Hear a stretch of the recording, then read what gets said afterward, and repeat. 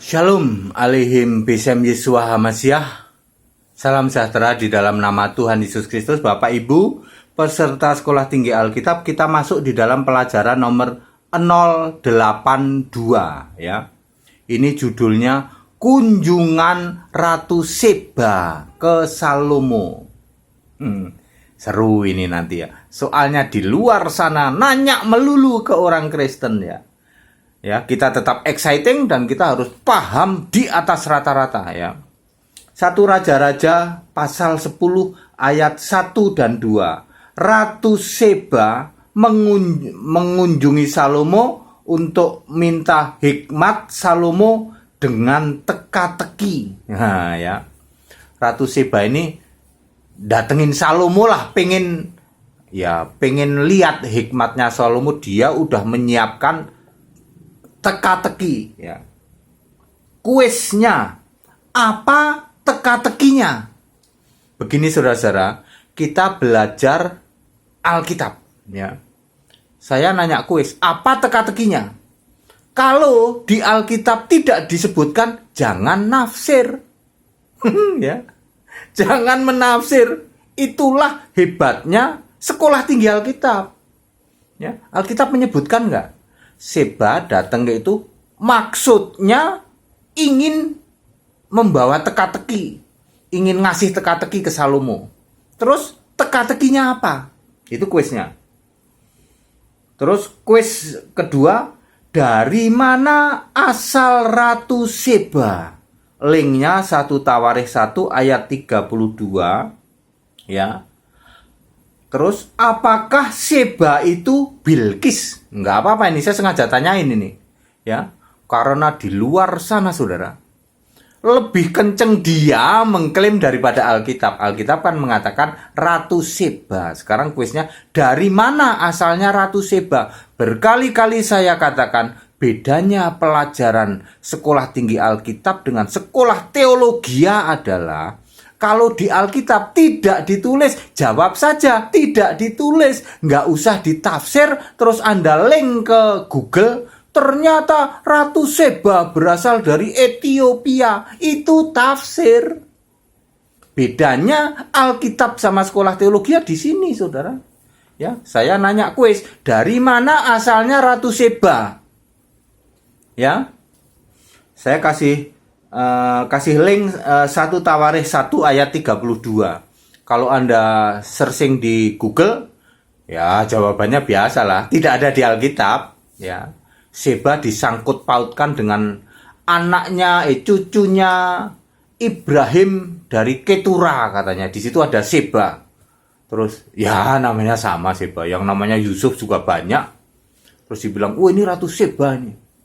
Itu tafsir ya, makanya saya berkali-kali menyatakan, ayo kita hanya kebenaran Alkitab saja. Kalau Alkitab tidak menulis, ya jawab saja, tidak ada.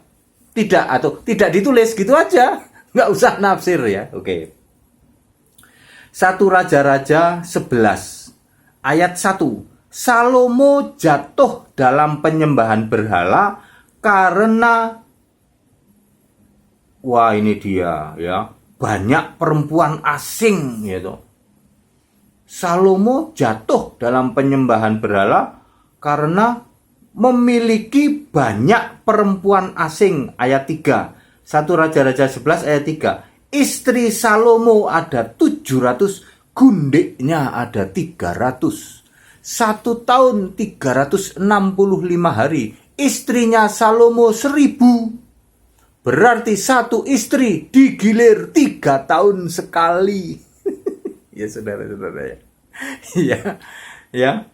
Ini benar apa enggak ya? Kita ngikutin Alkitab saja ya. Saya membayangkan gini saudara. Saudara pernah ke Irian ya? Ini cerita sedikit. Irian itu kalau di atas 10 ya dulu sih, nggak tahu sekarang. Itu dibilangnya 1000 aja pokoknya. Ngitungnya kan cuma 1, 2, 3, 4, 5, 6, 10 gitu. Kalau sudah 12, 13, wah itu udah 1000 katanya. Ya, pokoknya tahunnya 1000 aja. Di atas 10 itu 30, 32 gitu. Wah itu udah banyak 1000 katanya. Ya, itu dulu ya orang Irian dulu, sekarang pasti enggak ya. Makanya ada istilah kaki 1000. Kalau Anda hitung kakinya nggak ada 1000 itu. Ya. Anda tahu kaki 1000? Binatang kaki 1000. Kalau dihitung ya kakinya nggak ada 1000. Ya. Anda tahu ada orang Semarang sini, Lawang Sewu, ya toh, pintunya 1000. Tapi kalau dihitung nggak ada 1000 itu. Ya. Anda pernah ngitung? Ya. Lawang Sewu, saya pernah 2 kali ke Lawang Sewu ya. Nggak ada 1000 itu. Ya, tapi mereka menyebutnya Lawang Sewu. Jadi kalau banyak itu dibilang 1000. Nah, apakah istrinya siapa? Salomo ini benar-benar 700 sama 300 dan jumlahnya 1000. Kalau Alkitab nulis gitu, ya udah nulis. Ya sudah 1000 gitu ya.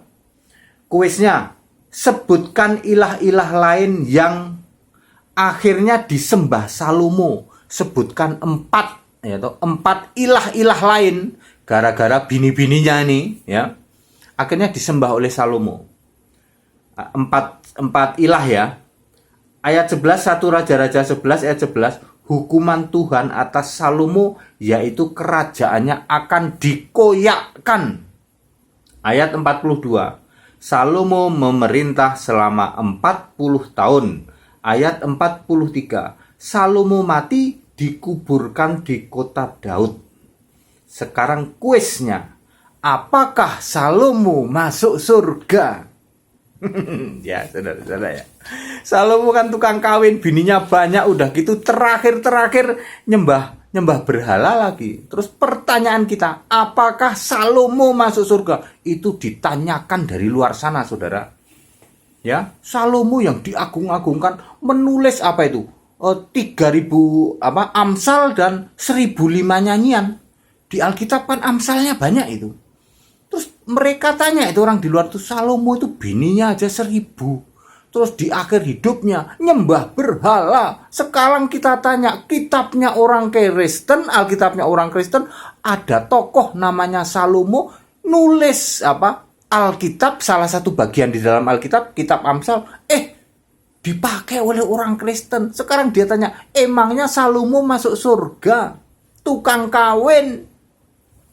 Ya, saya ada tayangan YouTube saya judulnya apakah Salomo masuk surga? Ada tayangan YouTube saya, ya.